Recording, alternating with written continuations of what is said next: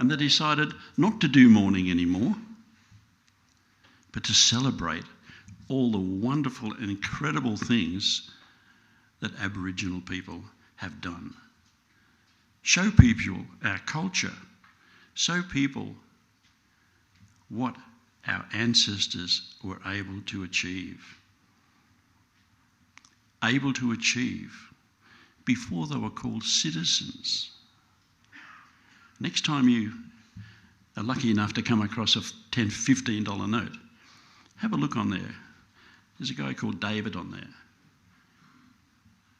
Have a good look at it. The stuff that he invented was incredible. Aboriginal. He'd written books, created engines. He was the forerunner of the helicopter blade. He got that from a boomerang. But he wasn't a citizen of Australia at the time. Do you know who the first citizen of Aboriginal citizen was? Albert Manajura and his wife. The Queen was coming out and she wanted to see Albert Manajura, but they couldn't allow him to be seen to the Queen because he wasn't a citizen of Australia. So they made them citizens of Australia. Well, that sounds good. In actual fact, it put Albert Manajura into two worlds. In one world, he was allowed to share a drink with his brothers. In the other world, he wasn't allowed to share. You weren't allowed to give Aboriginal people alcohol. Well, he got caught doing that. He served 6 months in jail, and 3 months out he died. So citizenship has been around a long time, but has it been good for Aboriginal people? Maybe, maybe not. So we're here tonight to have a yarn about this Uluru Statement. There's going to be a lot of questions asked, I know. I still have questions to ask. But do I want that Uluru Statement or the Constitution changed? Yes, I do. Just think about when that Constitution was written up. The English just arrived. The Aboriginal people been here forever, but they didn't know that. But it was also time that evolution was being put out, the theory of evolution. You're going to come up and you're eventually going to die. That was part of the process. So the English said they're going to die out, so we're not going to put them in the Constitution. And they didn't. They just said to all the states, you can look after them. It's nothing to do with us. There was things taken to the government in protest of up in Northern Territory. They were digging up the ground up there and they said, well, you didn't ask our permission. So they put a protest into the government. The government said, it's nothing to do with us. You are not in the Constitution. We haven't got the power to do anything. In all the states, they just round them up, put them into pens, so they wouldn't interfere with the newcomers. So tonight, we're going to go home with lots of things in our head. We're going to go home and we're going to be able to discuss this with other people. That's what it's all about. That's what it's all about. Let us continue to talk. Let us continue to remember that Aboriginal people never seceded this country. So it's on behalf of the traditional custodians, I thought I'd welcome you here tonight. Welcome.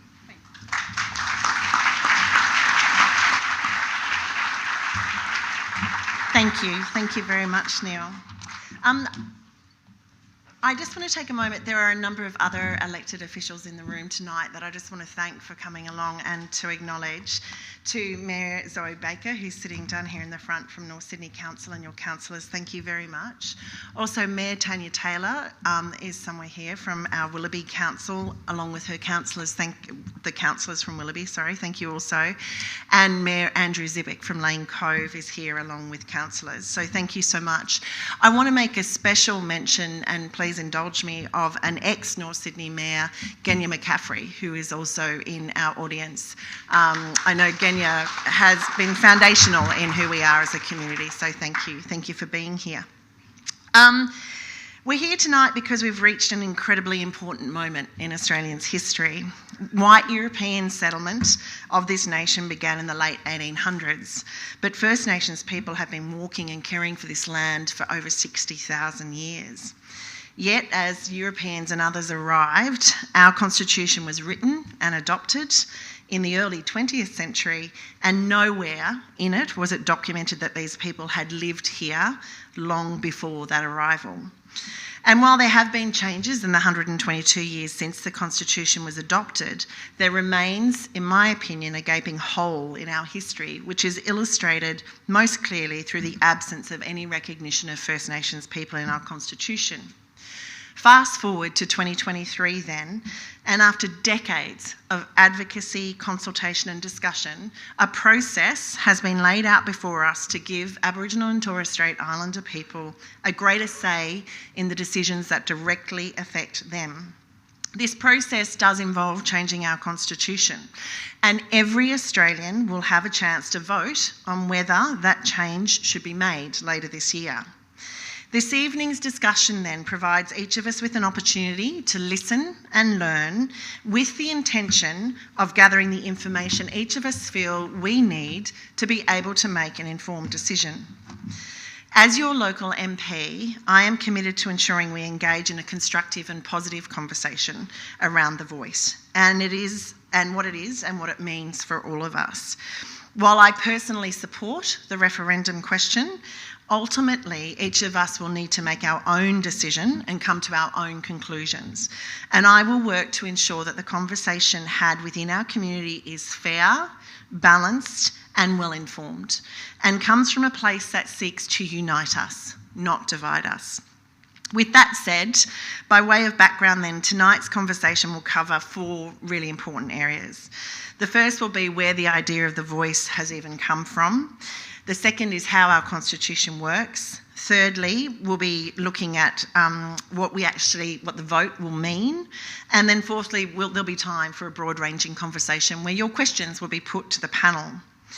Importantly, though, I want to start by pointing out that this idea and this movement wasn't ever something driven by politicians. Ultimately, the Uluru Dialogue started at the grassroots, and I firmly believe that this conversation needs to continue at the grassroots to ensure that we end up in a place we want to be as a nation.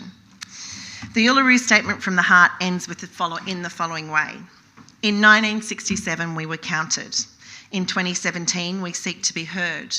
We leave base camp and start our trek across the vast country. We invite you to walk with us in a movement of the Australian people for a better future.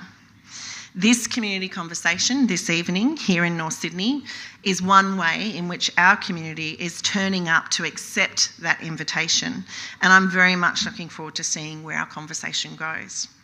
I want to thank our fantastic panel here to my right, who are here for us tonight, that we'll be hearing from in just a minute.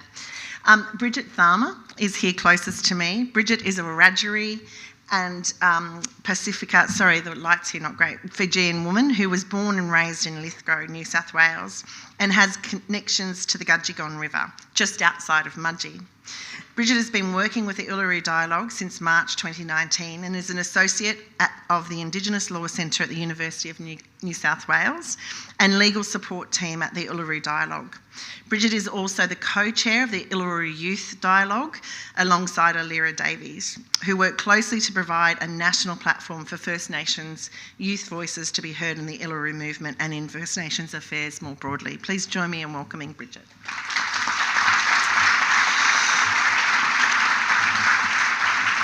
Alongside Bridget, we have a man who I'm sure many of you recognise, our Federal Attorney General, Mark Dreyfus. Mark was appointed Attorney General of the Commonwealth of Australia on the 1st of June 2022, after being elected to the House of Representatives in 2007. Mark is a passionate defender of the rule of law, freedom of the press, and the need for a powerful and independent National Anti-Corruption Commission. And he is the highest lawmaker in our land. Please join me in welcoming Mark.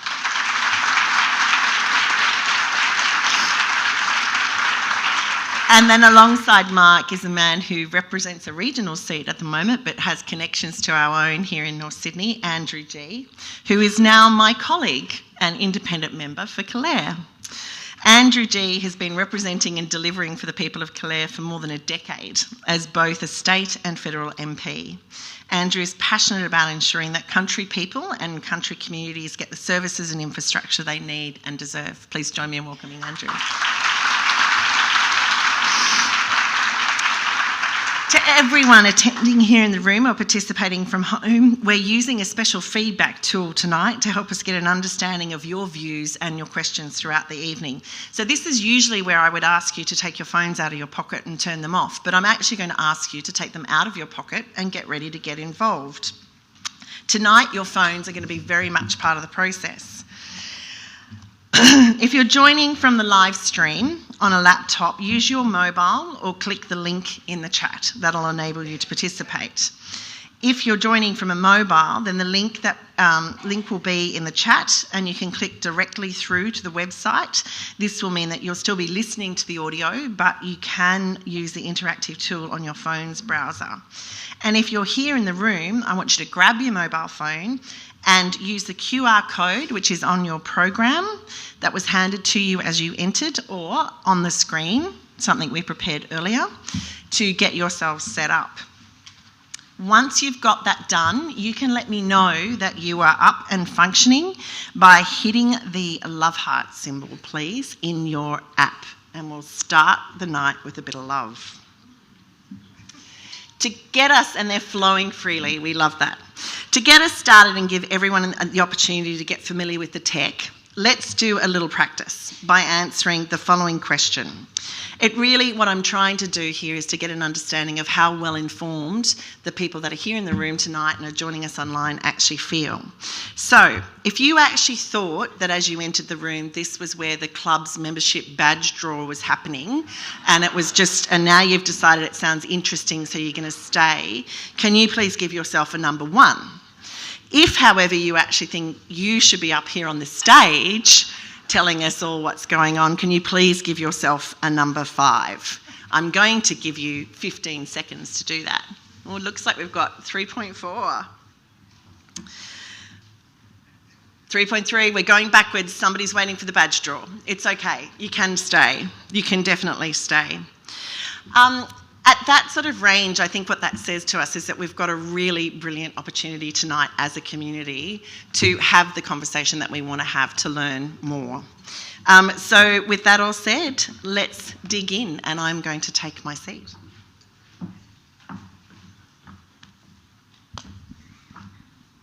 Tech issues? No. Most big ideas have a foundational story, and I think everybody on this stage and in this room is very aware of that. And for The Voice, this is the Uluru Statement from the Heart. Bridget, I'm actually going to ask you to kick us off this evening by reading the Statement from the Heart. And for everyone in the audience, while Bridget is reading the statement, you will find in the app that there's actually a function called the Civility tool. And that tool will enable you to put in a word for how you feel, how you personally feel when you either read or hear the statement from the heart. If I could ask you to do that while Bridget reads it for us, that would be fabulous.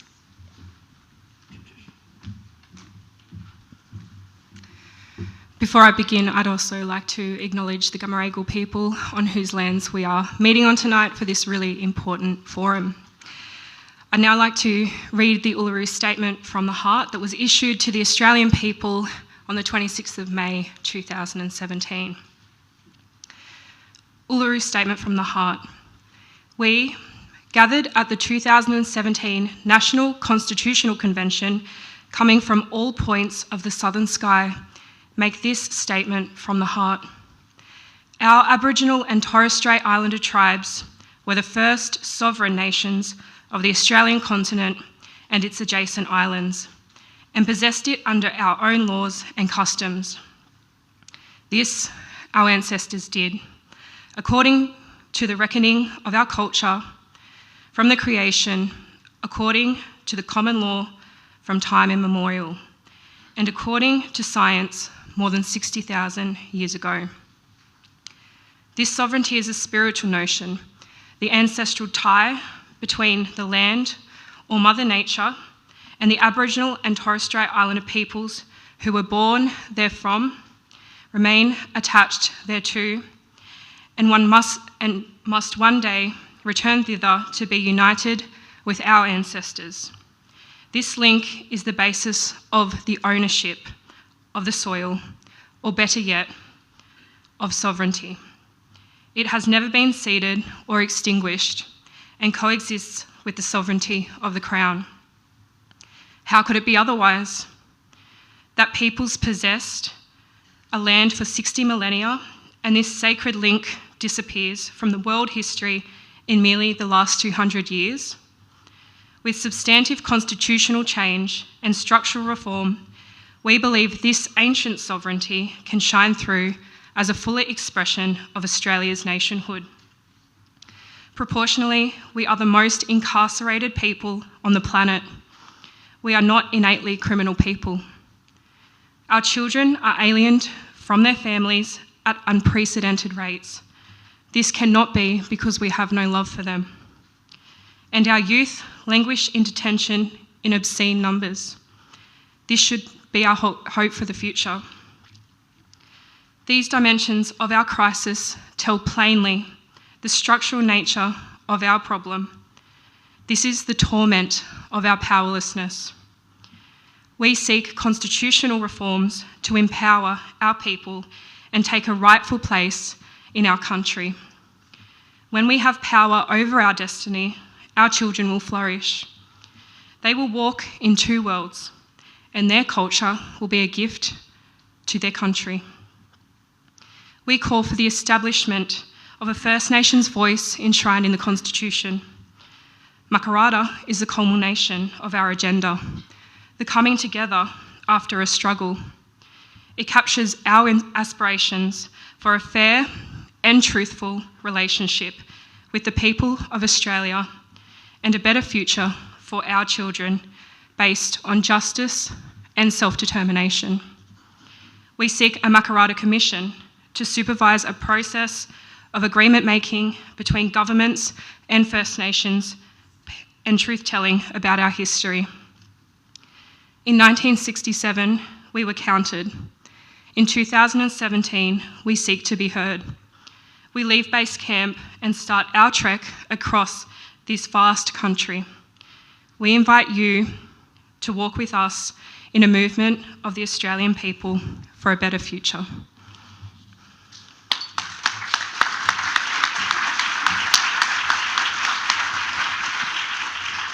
Thank you, Bridget. That was beautifully done. For those joining tonight here in the room and behind me, what you will see come up on the screen in a minute is a word cloud that actually captures everything that people just shared through Menti. And I think we fully expect that it'll be a combination of optimism, hope, but perhaps also confusion and concern. And I think that that's the space that we're holding here tonight. So, Bridget, I'm going to start with you, though. Like, as you read that statement, how does it make you feel? The statement makes me feel empowered. I think the mandate that sits behind the Uluru Statement itself does give me hope that this has come from many elders across the nation that have extensive lived experience with the powerlessness that the Uluru Statement talks about, and most importantly, wanting to leave a legacy for our future generations so that they're not having the same conversations that we're having today, and that they're not facing the same issues or struggles that our communities face today. There is a lot of hope in it, though. And I think hope is very powerful and it should never be underestimated. As a young person, originally I struggled with that. How can a statement that holds so much hope put down or sit down all of the struggles that we've gone through to again reach out to the Australian people and say, walk with us? And I think the last sentence of the statement really hits home for me. It's in my mother's lifetime that the 67 referendum happened, where Aboriginal and Torres Strait Islander peoples were counted as citizens of this nation in our own continent. That's in my mother's lifetime, and I don't want my son or future generations having the same conversations that we're having today. So I am very hopeful that the Australian people will walk through with us on this journey to take the next step towards a voice to Parliament. Thank you, Bridget. I'm going to throw quickly actually to Mark and to Andrew in sort of one-word answers. How does, when you hear Bridget read the Uluru Statement from the Heart, how does it make you feel? Andrew, you're armed with microphone. Do you want to start first? It gives me hope, and it's hope of the opportunity to make once-in-a-generation change in this country through recognition and the voice. That's how it makes me feel. It fills me with hope and optimism, and yeah, I'm very proud when those words are read. I think they resonate right around the country. I'll speak a little bit more about that later. But those words fill me with hope and optimism that we can seize this once-in-a-generation opportunity to make lasting change. Was it Mark? I'm with Andrew. It makes me feel hopeful that we've got a moment here for national unity, a coming together, accepting the invitation that's contained in that statement that was just so beautifully read by Bridget. And we've taken the first step on the journey that the statement invites. We've taken the first step, we've got through the Parliament, and now it's up to the Australian people. But I am hopeful. That's what I feel when I hear that statement. Fantastic, thank you. So Bridget, back to you now. So let's talk about how does the statement actually relate to the referendum, and what can you help us understand the process of the Uluru Dialogues? And I know you weren't there. You and I have spoken about this. You weren't there, but help me and everyone in this room get our heads around how the statement connects to the referendum that we're about to step into. I think for many Australians, when I'm talking to them on the ground, they heard about the Uluru Statement and the voice for the first time in Prime Minister Anthony Albanese's speech on election night. But we know that there's decades worth of work behind this, specifically on constitutional recognition of First Nations people, but even more decades worth of advocacy by our own elders and our own leaders that have come before me and before many of us, asking for political representation to the Parliament or in the Parliament. And I think Uncle Neil referred to that when Uncle William Cooper petitioned the King for parliamentary representation decades ago in the 1930s. That call to action goes unanswered. But now as a nation, we do have the opportunity to answer that call and the call of many of our people. So the work specifically on constitutional recognition stems to over 13 years worth of work and many processes. Many people might remember the expert panel, the Recognise campaign, and all of those processes that came before. But really, when First Nations people had a key voice in this was in 2015, when a group of approximately 40 Indigenous leaders met with the then Prime Minister Malcolm Turnbull and issued the Kirribilli Statement, which I would encourage people to read if they haven't. It specifically rejected symbolic constitutional recognition of First Nations people because it is not supported by us and our communities. There has been many processes where symbolic recognition has been raised and rejected by our communities, and that includes through the regional dialogue process. So Malcolm Turnbull did set up the Referendum Council, which was made up of both Indigenous and non-Indigenous leaders, constitutional experts and lawyers. But it was the First Nations members of that developed the consultation process that we know as the regional dialogues. They were held across Australia in 2016 and 17, and the Referendum Council worked with Aboriginal and Torres Strait Islander regional bodies to host these regional dialogues.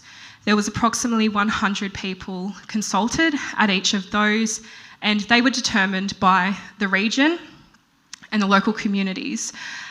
So it was a process which gave control in terms of the consultation back to the community. The Referendum Council did ask, though, that at least 60% of those consulted at each of the regional dialogues be made up of traditional owners, people who hold authority in our communities and can speak for people and country. 20% from local Aboriginal or Torres Strait Islander community-controlled organisations, people who are really on the front line, who know the issues that we are dealing with in our communities and working towards localised solutions, and 20% for people who didn't fall into those two other categories. Everyday people, young people were a part of that, people living off country and members of the stolen generation.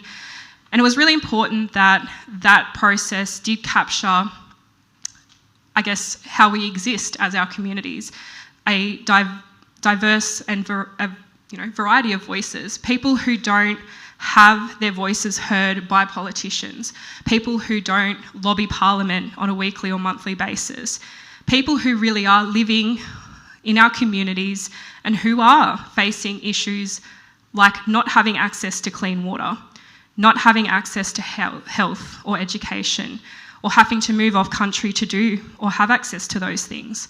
Those were the voices that were captured in this process. They were asked one key question, and that was, what does constitutional recognition mean to you? That was a really important question, and it was something that our communities on the ground hadn't been asked up until that point. Those delegates considered different options of constitutional recognition. Again, symbolic recognition was crossed out. It was rejected immediately. They considered other options like amending the race power, an anti-discrimination clause, but there was overwhelming consensus that the voice is the preferred form of constitutional recognition because those delegates could see it as a mechanism that gives us a seat at the table, that allows us to have a say on the issues that affect us and inform politicians who make decisions about our lives almost every day to make informed decisions, better informed decisions resulting in better policies and better laws that actually start to address the disadvantage and the gap that exists in our communities. They also talked about the importance of treaty and a national treaty-making process and truth-telling processes that would actually achieve positive outcomes for our First Nations people, but for the country as a whole as well. So they issued the Uluru Statement from the Heart, which calls for voice and makarata. We're now on that first part of the journey. Thank you, Bridget. Which gives me a really lovely segue actually to our Attorney General, Mark. Can you help us understand then, because I find it fascinating the number of times, I don't know, can I get a show of hands in the room of how many people have actually read our Constitution? A few people. So Mark, let's talk about, we now understand the Statement from the Heart and how it's come to be, but let's actually talk about the Constitution and why it is that we are talking about changing this document and what this document actually is. I'll try and be quick. The Constitution's the compact between the 6 British colonies that existed before the Federation of Australia was created by our Constitution. And it sets out how the colonies are to come together. It sets out what our institutions are going to be. It's where we get the separation of powers from. We get Parliament, the judiciary and the executive. And it sets out a list of things that the Commonwealth Parliament can legislate on. Think defence, external relations, immigration, just as some examples, although there's a long list. And it's a spare document, famously. It's short, it doesn't have a lot of detail in it because it leaves to the Parliament to fill in the detail by making laws. Most importantly, in the context that we're here tonight to talk, it doesn't refer to our Aboriginal and Torres Strait Islander peoples as the first peoples of Australia. In fact, it doesn't recognise Aboriginal and Torres Strait Islander peoples at all. It's a gaping hole in our constitution. It's worth saying, as a matter of history, that Aboriginal and Torres Strait Islander people played no part in the constitutional conventions through the 1890s. They were excluded in every sense, expressly excluded in the constitution and excluded from all of the processes that led to it. And so it's not a flowery document, is it? Like, it's not inspirational.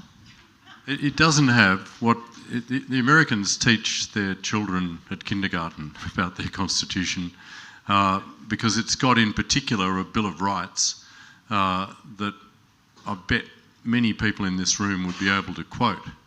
People talk about the Fifth Amendment. That's not our constitution. That's the Americans' constitution. They talk about the Second Amendment. That's famously the right to bear arms. That's not our constitution.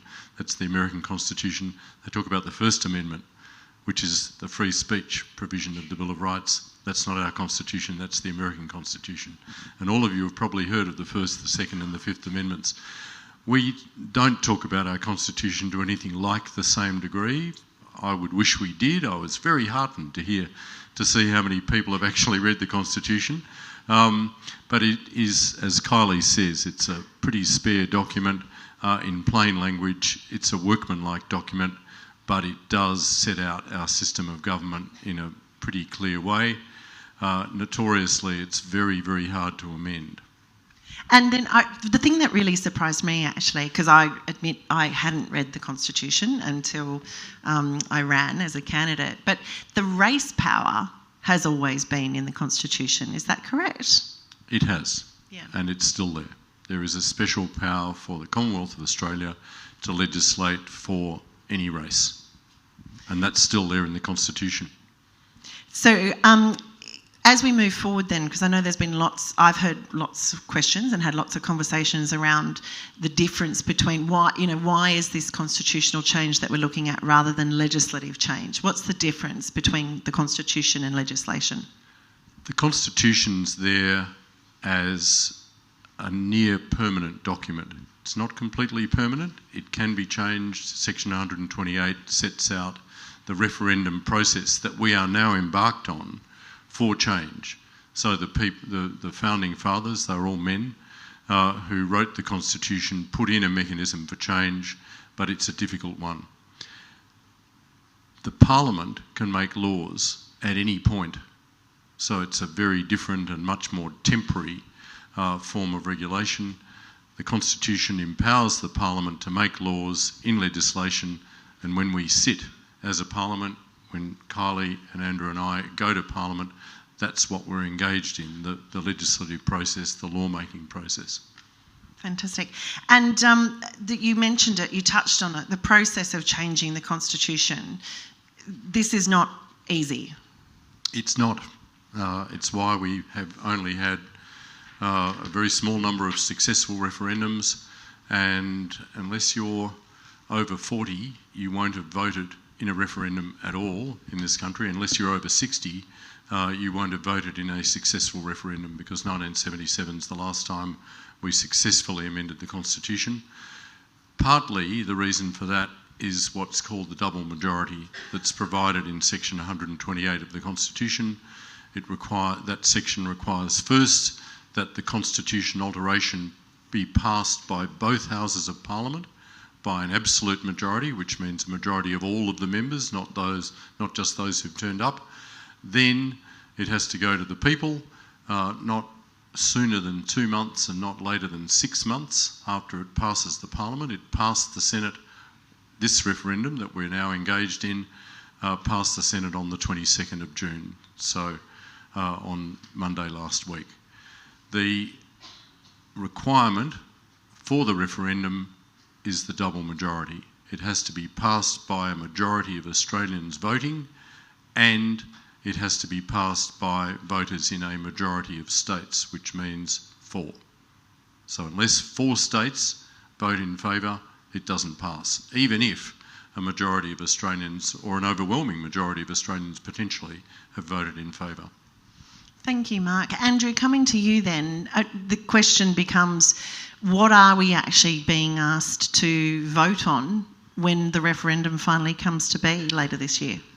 Well, we are being asked to recognise the first peoples of Australia by establishing an Aboriginal and Torres Strait Islander voice. And the voice will be an advisory body that can make representations to government, and it will be subject to the Parliament, which will make laws with respect to the voice. I think... Sorry, you go. No, you didn't move your glasses. That wasn't the signal.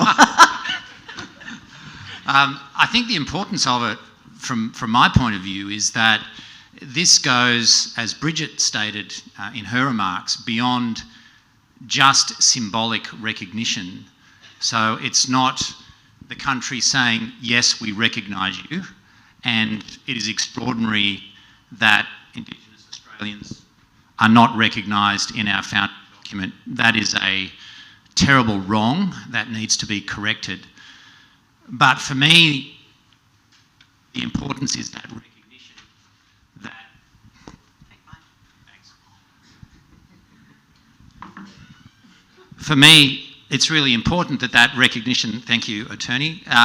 It's very important that the recognition goes beyond the symbolic and that it actually means something. It's more than just a token recognition, and that's what this voice does.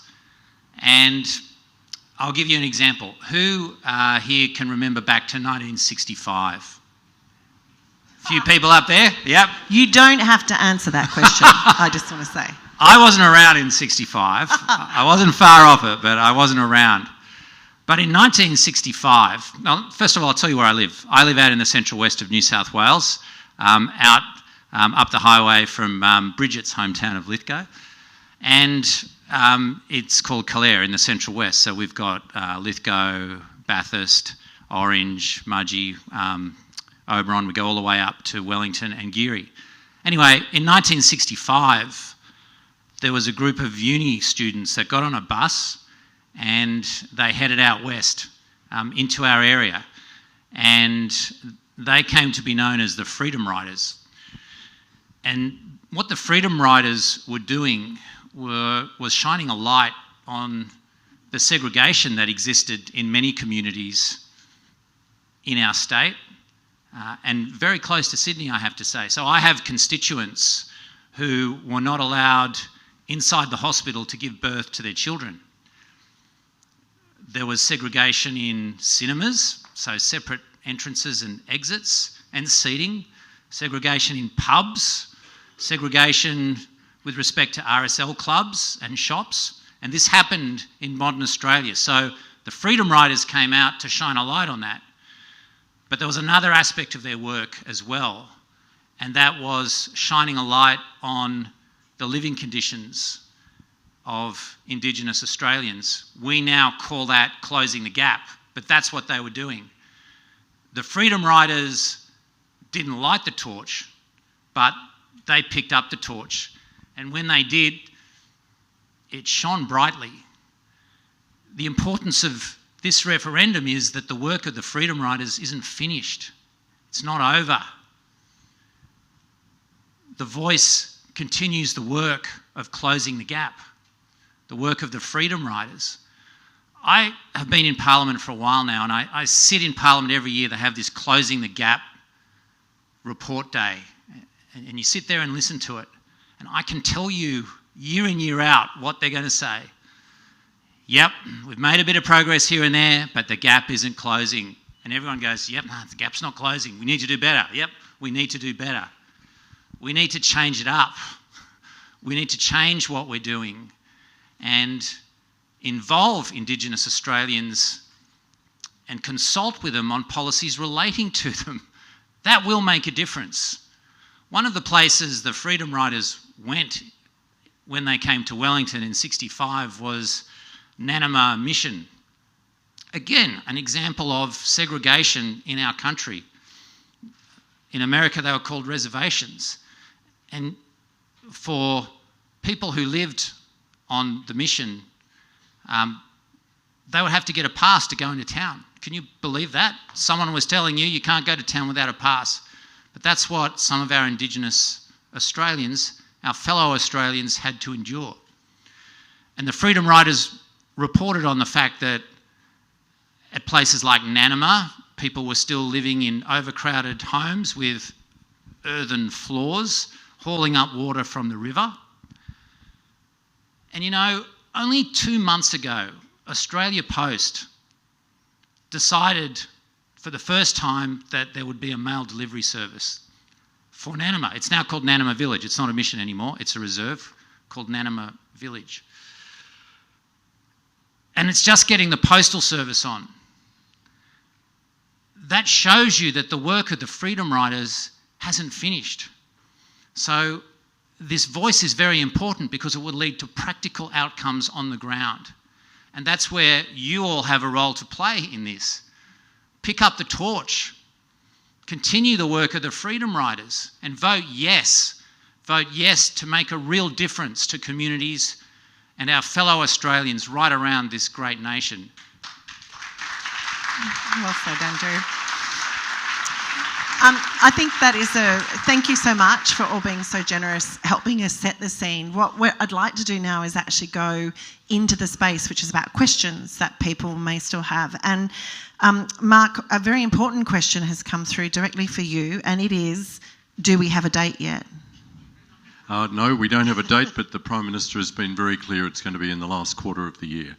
And Section 128 of the Constitution, which I mentioned before, gives you both the earliest and the latest that it can be, because this constitution alteration passed the Senate on the 22nd of June. The referendum has to be held before the end of the year. And then, so what I want to do now actually is, we know from a number of events across the country that there are 4 broad ranges of questions that are frequently that come up at events like this or come up when we're talking to people. And they are, will it make a practical difference? Is it actually going to change what we're experiencing? Do all First Nations people support it? Will it create special rights for one group of Australians over all others? And will it unite us or divide us as a nation? Now, this is where it's audience participation again, please. If you guys take out your phones and go back to the Menti app, what I'd like you to do is to please rank those questions in terms of which of those questions would you like to see answered in the first instance here tonight. But as people are doing that, well, gosh, people are fast. I wouldn't want to be, what's that game we used to have to hit the buzzer? Will it make a practical difference is sitting there. So I'm going to let that settle for a minute because I know people are still contributing. So while that's settling, I have a question for you, Mr. Attorney General, and that is, in the past, actually for the whole panel, we've had advisory bodies as well as agencies who deliver practical services on the ground. Why do we need it to be in the Constitution? Can't we just keep using legislation? Would you like to go first, Mark? I'll try. I'm reminded by the history that we've talked through about referendums in this country before, that the last time we had a referendum in this country was 1999, sometimes referred to as the Republic referendum. A lot of people might not remember there were 2 questions. One was about the Republic, and the other was to adopt a preamble which, among other things, would have given symbolic recognition to Aboriginal and Torres Strait Islander people. Both questions were lost, but the preamble was resoundingly rejected. It was voted down in every state, including in my home state of Victoria by some 57% and by 60% nationally. the Australian people have rejected symbolic recognition.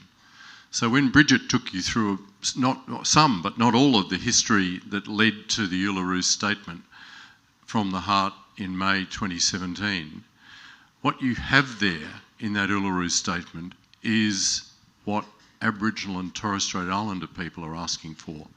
In 1999, the Howard government, which put this preamble to the Australian people, hadn't consulted Aboriginal and Torres Strait Islander people. And notwithstanding, well, that was one of the reasons I suspect that Australians by a substantial majority rejected that idea of symbolic recognition. But now we know, after this process that has involved thousands and thousands of Aboriginal and Torres Strait Islander people, we know that that is what they are asking for from our nation as the form of recognition that we should engage in. So when we have recognition in the Constitution, it should take the form of this voice. And that's why it's so important, and I think we do need to see it in that context. So I'm going to come to you, Bridget, then. So the number one question that has come out from our audience participants today is, will it make a practical difference? What would you say to people who are sitting here asking that question tonight? Will it make a practical difference? The answer is yes. And just touching on the previous question, that is the point. That's why it needs to be constitutionally enshrined. That's why it needs to be protected in the Constitution, because those delegates to the regional dialogues have lived through decades worth of legislative bodies that as soon as they were set up, they were taken away. They had potential to actually make practical difference, but because they were only legislative in nature, the government of the day could abolish them in one afternoon with the strike of a pen.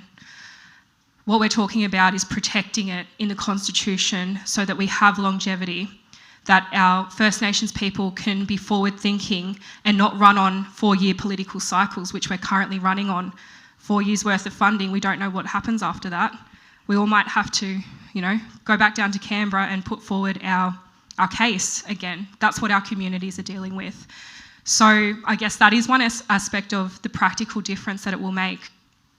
It will give our communities certainty. But I think most importantly, we know that little pockets exist around the country where communities lead their solutions, that they lead their services and their programs. These are community-led solutions. And we see that they make positive outcomes. And in most of those examples, they are leaps and bounds like in front of the expectation of what is set, because our communities know our communities best, and we are kind of living it every day, and they know that what works for us. So I guess some examples are just, being on the ground. In my trips around talking to community about the voice, they're talking about being able to, even one example that has come up before is the fact that we die almost 10 years earlier than other Australians. We can't access our super earlier though, so we're dying before we can even access that. But what we're really talking about is just starting to address those key disadvantage aspects that we face daily in our communities. There's so many examples where we have come to the table and we've been listened to, but then nothing comes of that. So we hold the solutions. We need some political power to be able to inform the decisions that are made by politicians. So Andrew, as a parliamentarian sitting on this stage, do you think it's going to make a practical difference? Yes, I do. Yes. Need the AG to fix my mic again. Yes, I do believe it will lead to practical outcomes on the ground. Otherwise, I wouldn't be supporting it. And I think the fact that it is in or will be in the Constitution, should it be passed, gives it continuity, because let's face it, governments come and go, MPs come and go, bodies that governments make come and go. And I think it's really important to have that continuity so the voice is there. and it won't just be another body that can be abolished at the stroke of a pen, or because some people get together and say, oh no, we're going to amalgamate all these organisations and make this now, and here's a new idea. It will give it the continuity. It will give it the continuity that it needs to be effective, and that's important. And I've heard the argument that there are already Indigenous members of. Thanks, AG. You've really got my back tonight. He's a techie as well as a distinguished lawyer. I think that the fact that it is there gives it that continuity. We already have Indigenous MPs, and I hear people say, well, why do we need the voice if we've got Indigenous Australians who are in Parliament? As I said, MPs come and go. Those MPs represent parties, and I think the other important aspect of the voice is that it will be above politics. It won't be a partisan organisation. It will be an advisory body that will be there, albeit subject to the laws of the Parliament. Mr. Attorney General. And I'd say it's just good sense to know that when we listen to people about whom laws and policies are being made, we will get practical difference. We will get better outcomes. I think everybody in this room knows that. When you actually listen to the people that you are trying to help, that you are making laws for, you are going to get better outcomes. And we can point to, just as a couple of examples, think about Aboriginal community-controlled health organisations, which now exist in most parts of Australia. There's statistics that measure that we get better outcomes from areas which are served by Aboriginal community-controlled health organisations. Think about the Indigenous Rangers programs, which have now sprung up in many parts of Australia. They come from community.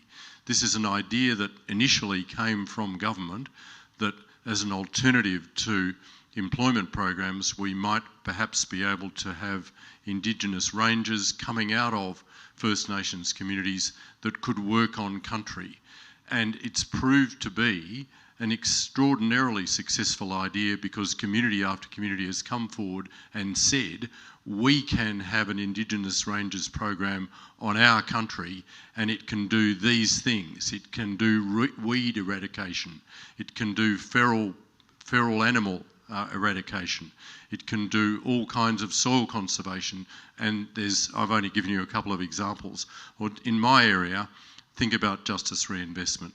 Here in New South Wales, in Bourke, for the better part of a decade, we've had a justice reinvestment program called Marinuka, which has come out of ideas in the Bourke community, and it is measurably producing better justice outcomes. That means less incarceration, less crime, less conviction because of that program. So there's 3 examples, but there are many more. We know that when you listen to First Nations people about policies and laws, you are going to get better outcomes. Mark, hold on to the microphone because I'm going to segue now into the the highest question on people's mind tonight. Will it create special rights for one group of Australians? Short answer, no. We've had a constitutional expert group assisting in the process of producing the final form of words, which has now passed the Parliament. We've had eminent constitutional lawyers in numbers making that point. The answer is no. It will not create special rights. Back to you, Andrew. Do you think it'll unite us or divide us? I think it should unite us, and this should be a positive and uplifting experience for our whole country. As I said earlier, this is a moment that falls to us, the people who are here of voting age in Australia. We get to decide this referendum to move reconciliation forward. And it can be a moment of great joy, I think. It should be a joyous experience. And so I think, from my point of view, I'm going to keep being very positive about it because I think you've got to take the high road. This is about uniting Australia. This is about what Australia we want in the future, what we want our country to look like, what country we want to pass down to future generations. That's what is at stake here. And so I think it's a watershed moment. It's a pivotal moment in our history. And I think it can be a very positive and uniting experience. And all of the people in my own area that I am working with on this view it as such as well. Bridget, what do you say to people who are concerned it'll create special rights for one group of Australians? Well, this is about recognising us, First Nations people, and our unique place in this continent, on this continent, for over 80,000 years, according to the most recent carbon dating. If we're real about this, the country is currently divided. You only have to look at the Closing the Gap statistics to know that. First Nations people actually want to move past that. We don't want to see those statistics come out every year, and we don't want to be the statistics. But it actually requires us as a country, as Auntie Pat says, to be mature enough to decide what we will look like. What are we going to leave for our future generations? We have the opportunity as Australians to shape what the future of this nation looks like. I think the fact that we are one of the only liberal democracies in the world that has a colonial history, that doesn't have a mechanism that allows First Nations, Indigenous peoples of that country to have input, to have a say on the issues that affect them, that are made by the government or the parliament of the country, means that we are behind. When you look at our country on a global scale, I think it is time to take that next step as a nation, and giving us a voice by enshrining that in the Constitution and recognising our status here as First Nations people is something that we as a country can celebrate. We've been here for over 80,000 years, but no matter how long you've been in Australia, what your connections are to this place, it's something that we can all celebrate as Australians. And I hope that through recognising us in the Constitution, this nation's birth certificate, we can all celebrate that rich nature and cultures of this continent, and start moving forward to addressing more things. So, which brings, it's really, beautifully said. The final question though is, and I know it's one you and I discussed as before tonight's event, do all First Nations people support it? This voice proposal has significant First Nations support behind it. Recent polling done by YouGov shows that approximately 83% of First Nations people currently support the voice, but of course not all First Nations people support it. We're just like every other group of people when it comes to that. I don't think it's reasonable or fair to expect every First Nations person to support any particular issue 100%, whether it's the voice or not. You know, we are very diverse in our communities and how we exist as First Nations right across this continent. We are very diverse in our cultures, our laws, our languages, but we also have different lived experiences, different politics and ideologies. So I do want to just let everybody know that there is significant support behind this. Not all of our mob agree with this, not all of our mob support this, and that's okay. That's okay. You know, in our culture, when we don't agree, we sit down and we yarn about it. That's a key part of what the Uluru Dialogue is doing, going to our own communities and yarning, sitting down, creating space, creating time for people to just yarn and work through some of those things. But at the end of the day, I still respect people, my own friends, family, community that don't agree with this. But I do really feel passionately about making this happen because I don't want to see the status quo remain. This is an opportunity for us as a nation to move forward. There is significant First Nations support behind it who see that this is the next step to take to work towards a better future. I think in our communities, we all want the same thing. We want to thrive and live healthy, happy lives on healthy country, and be recognised as First Peoples, and have our cultures and laws respected and celebrated. We see different ways to get to that point, and many in our community want to see treaty happen and want to see meaningful truth-telling processes happen. That is the goal of the Uluru Statement, for all three of those elements to be implemented. It's a pathway forward to really address the unfinished business of the past in order for us as a nation to move forward, as well as our First Nations people to thrive. Well said, well said. Mark, so we're now going to questions that you have submitted through Mentees. So I'm going to put this first one to you, Mark. The wording of the question invites the voice to comment on matters that, in inverted commas, affect them. Where is that distinction intended to be drawn? Oh, it'll be a matter for the voice. To be very clear, and I'd invite everybody here to read the 92 words that are proposed to be added to the Constitution. It's pretty short.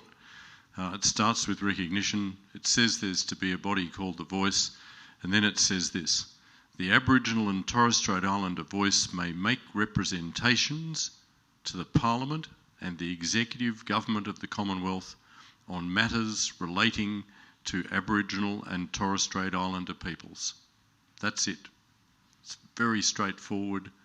I know there's been a lot of confusing things said about it, but the actual words could not be clearer and could not be more simple, and it will be, and there it is. It's the second paragraph there, and it's gone. No, it's the second paragraph there. It's going to be a matter for the voice to decide what it gives priority to. But as the Prime Minister said, as Linda Burney said, I think everybody knows what things are going to be given priority. It's going to be things like health and education and housing and justice. It's not going to be about, to be a bit political, parking tickets, as I've seen a suggestion made by one of the members of the Parliament. Nor do I think it's going to be, I'm reminded by Bridget, submarines. It's going to be about health. It's going to be about education. It's going to be about justice. It's going to be about housing. It's going to be about all those areas where our First Nations people are experiencing, continuing to experience. Andrew's talked about this, Kylie's talked about it, Bridget's talked about it, and I'll talk about it too. There is a huge gap. We need to do more, and we need to do something different. Bridget, next question is for you.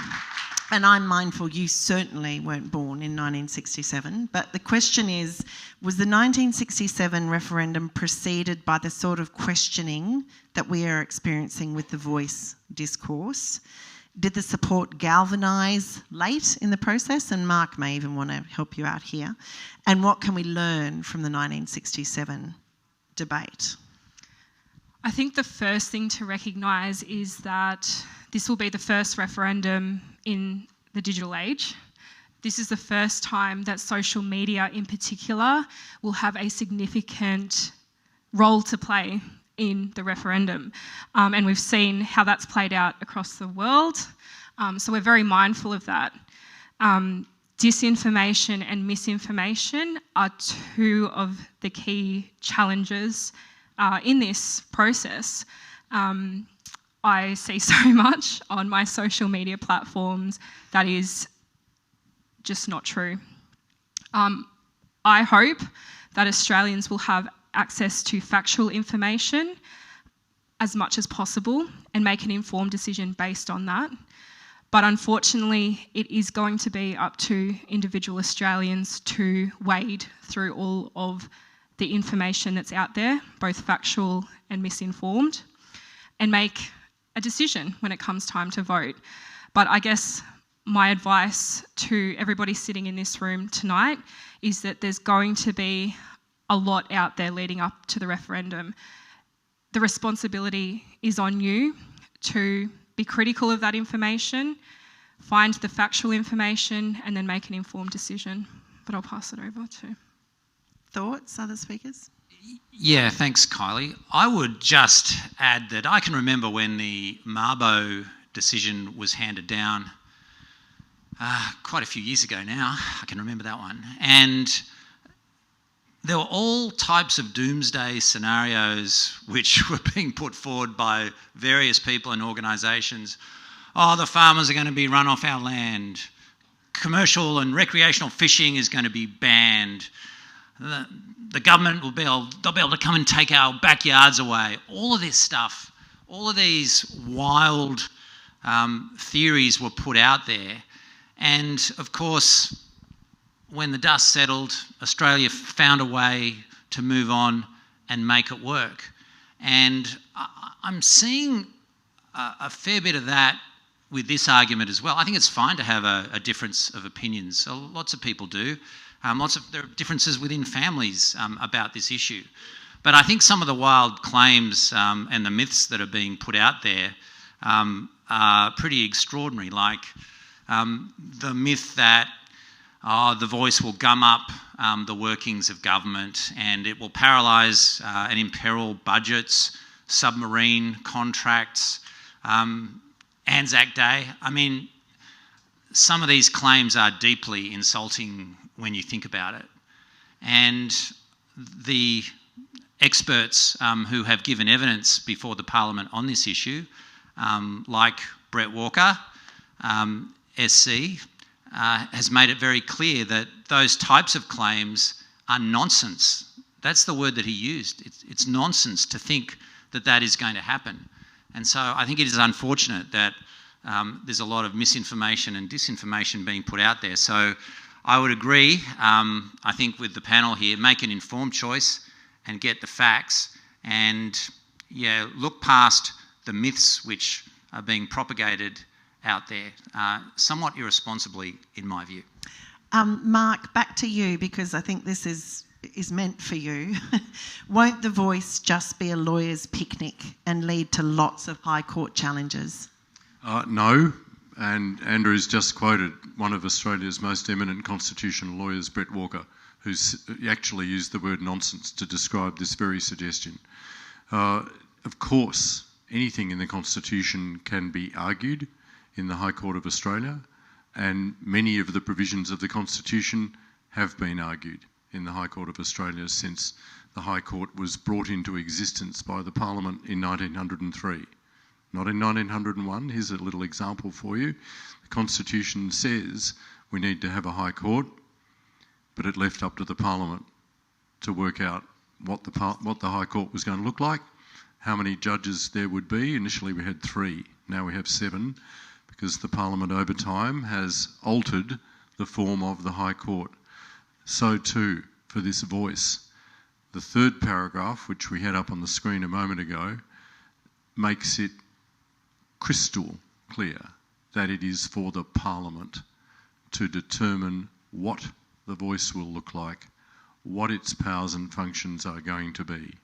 Full stop. It's going to be up to the Parliament.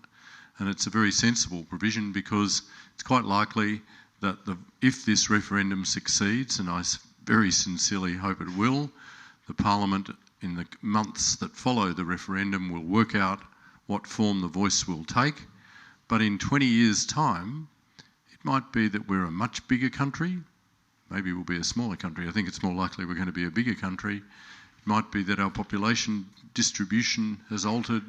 A whole lot of circumstances about Australian life may have altered, and the Parliament may think that it's appropriate that the form of the voice that has been arrived at in 2024 isn't appropriate in 2044. And it's absolutely right that the Constitution should give that power to the Parliament to decide from time to time what the voice should look like. So, no, it's not going to be a lawyer's picnic.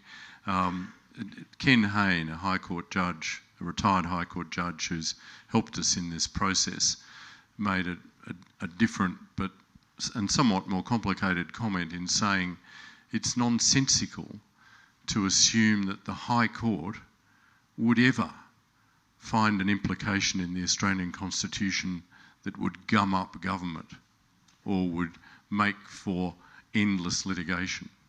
And there's lots of examples one can point to of the High Court doing the exact opposite of that in making practical decisions about what the Constitution means, in making practical decisions that ensure that government continues to work. People who are predicting this lawyers' picnic proposition are assuming that the reverse of that. And Ken Hayne, Brett Walker, and a whole host of other constitutional lawyers have said that's wrong. Thank you, Mark. Thank you. I'm mindful we are now within our 10-minute window. So what I'm actually going to do is start to draw us to a close this evening.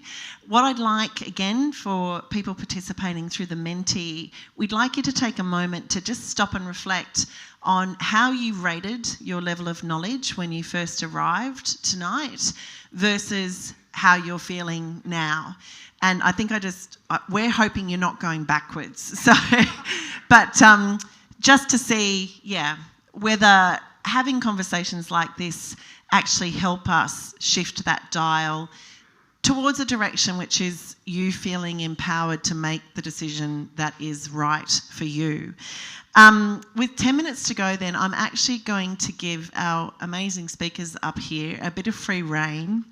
And the question I'm going to put to you is that if you could leave the audience with just one idea from everything we've discussed today, one seed to plant in their minds that you'd like them to continue to ponder or perhaps share, what is that one thing going to be? And we'll start with Andrew and come back to you, Bridget, if that's okay. Go, Andrew.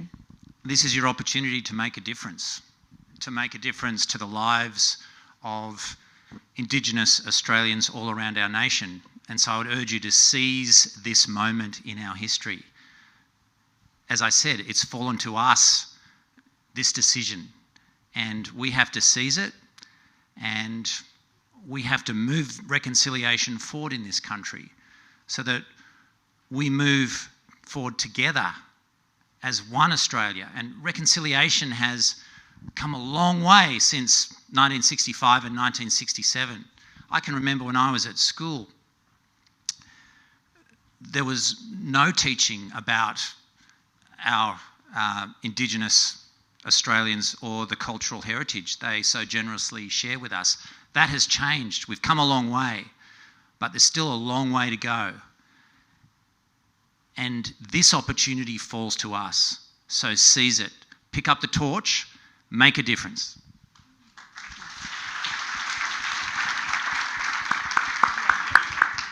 Over to you, Mark.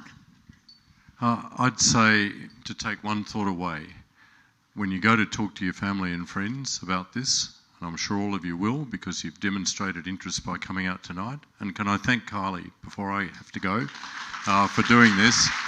The one thought I'd offer to you is this constitutional change can do no harm, only good. Just reflect on that. But since I've got the microphone, just briefly, I'll say one other thing. When you're talking to people about this, invite them to look at the 92 words. All of you are able to read the 92 words, and so can, happily, almost all Australians. We're going to try and translate these 92 words in the pamphlet that's coming into community languages as well. But most people in Australia are able to see these words. They are simple words. And a lot of the propositions that have been put forward, when compared with the actual words of this constitution alteration, just don't stack up. So go back to the words, is what you can say to people. These 92 words do a pretty simple thing. They recognise Aboriginal and Torres Strait Islander people as the First Nations of Australia, First Peoples of Australia, I'm better quoted accurately, First Peoples of Australia. They establish the voice, they say what the voice is to do, and then in the third paragraph give complete power to the Parliament to make laws about what the voice is. That's it. Well said. Bridget.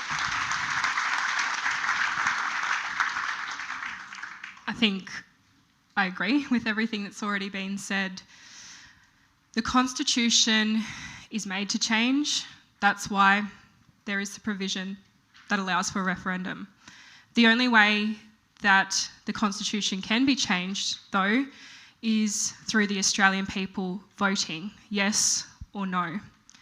So it is a people's movement. This is a people's movement, and the Australian people have the power to shape what our nation's future will look like.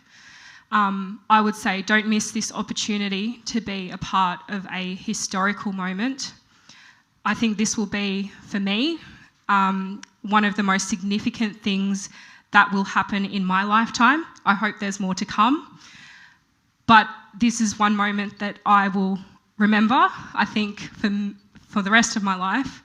Whatever the outcome, the fact that we have gone to this as a nation, and Australians will have their say on what our Constitution will look like, what our nation will look like, and what the future of our nation will look like. So please make an informed decision. Seek out as much information as you can. But I think I'll leave it with a quote from Auntie Pat, that it's you and your conscience in that ballot box.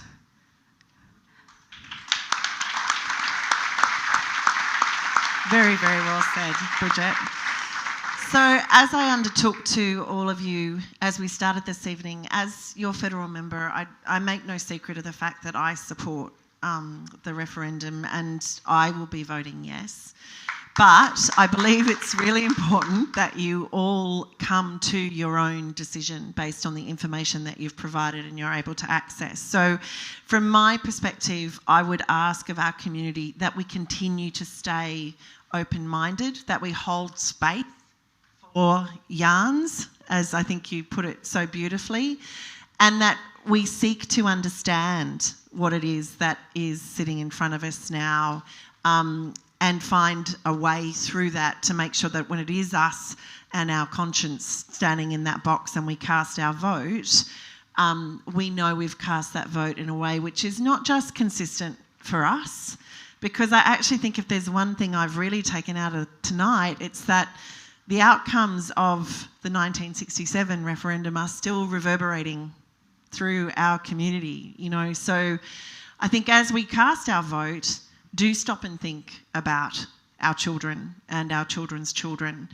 and, you know, consider what nation do we want to see created in the next 100 years to its full richness and its full potential for everything we could be. So if you'd, there are resources around the room tonight that you are able, if you feel like you'd like to get more involved, you're at that point now and you know where you stand and you stand on the yes side, please know there are people here tonight that are ready to help you sign up and get involved in that campaign.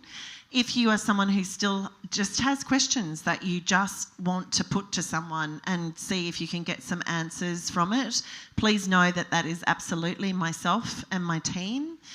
And what I would hope we can do is, you know, we've got a period of time now.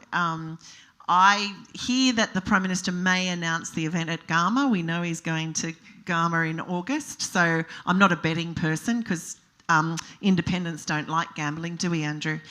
But I think we will know soon enough when the date will be, and what I sincerely hope for us as a community is that we can continue to operate in what I know is the best of ourselves, which is when we're having respectful conversations with each other and listening as hard as we are talking, bringing ourselves back to a finish. So please join me in thanking our amazing panel tonight, Bridget Tharma, Mark Dreyfus and Andrew G. It's been an absolute pleasure to have you all here, and as a token of our thanks,